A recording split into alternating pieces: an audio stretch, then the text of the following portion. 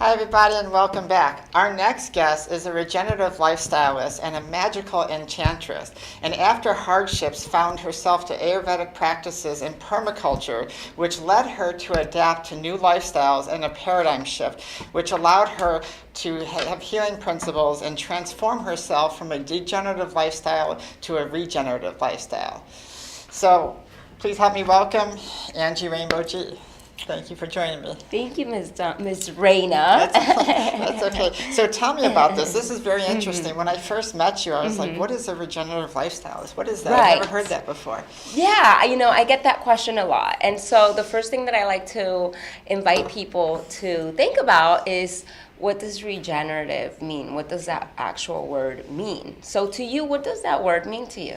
That means probably to make whole or make healthy and stuff like that. So yeah, to renew, yes. Regenerate, to revitalize. Yes. So I basically started with myself. I literally started with a place in my life where I did not know how to eat healthy, and in that way I gained a lot of weight. So a lot of people don't believe me when I tell them that I was like 40 pounds overweight and my face was completely full of acne, and Absolutely. My hormones were completely out of whack. I felt stressed.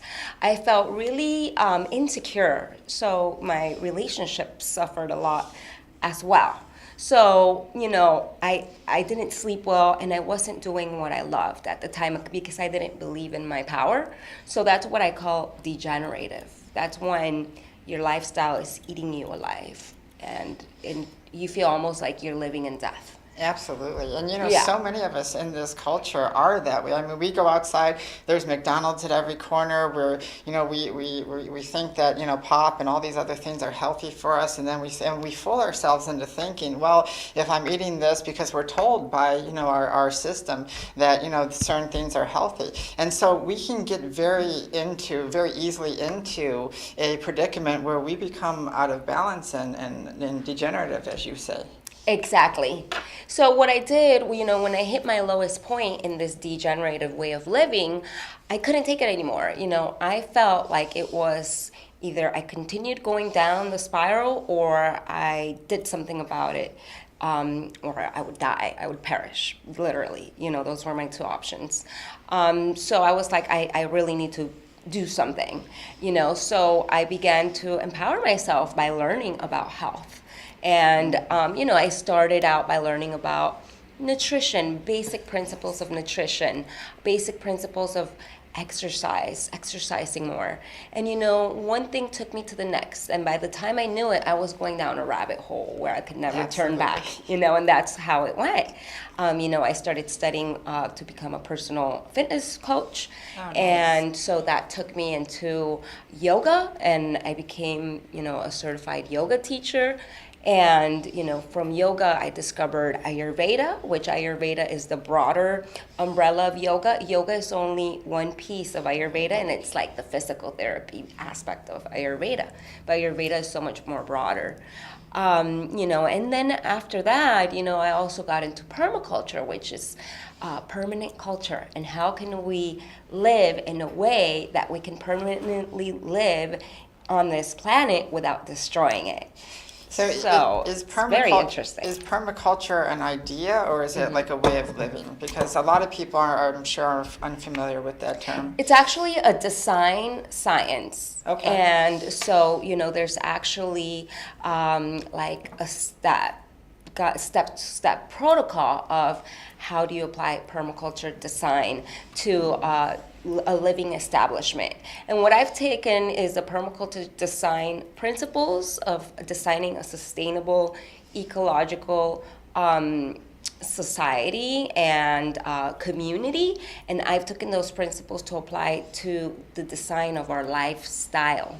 So how can we apply regenerative design principles to live in a way that is in alignment and in harmony with the laws of nature. Well, I think that's amazing because, our way of thinking is we go on diets and we don't realize that health is a lifestyle change. It's a way of being. It's not just the food we consume.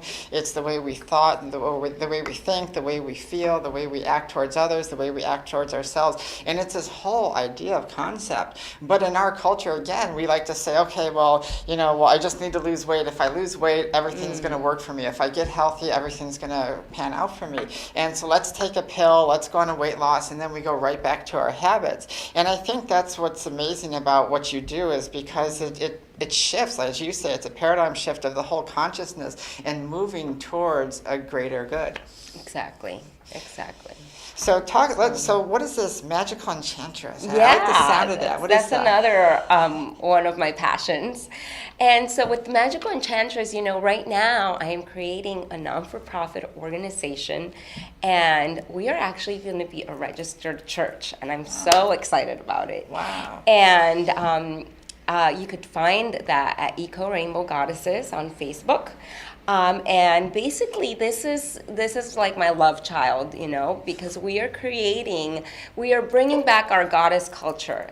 And what that really means is that we are empowering the divine feminine through wild elemental living and also elemental medicinals. So we're rediscovering the healing powers of the earth being the feminine principle of manifestation.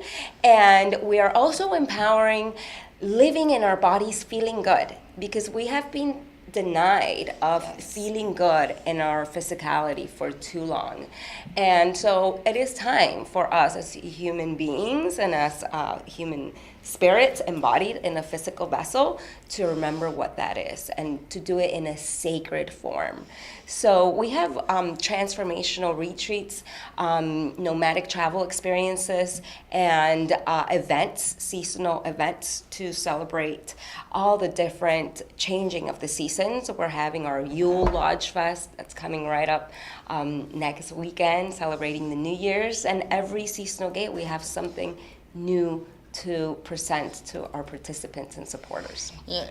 Our society, talks, like even with me, I grew up in a bad area in Chicago, and, whether you're a female or male, it was all about gangs, it was all about being tough, and and I got disconnected from a lot.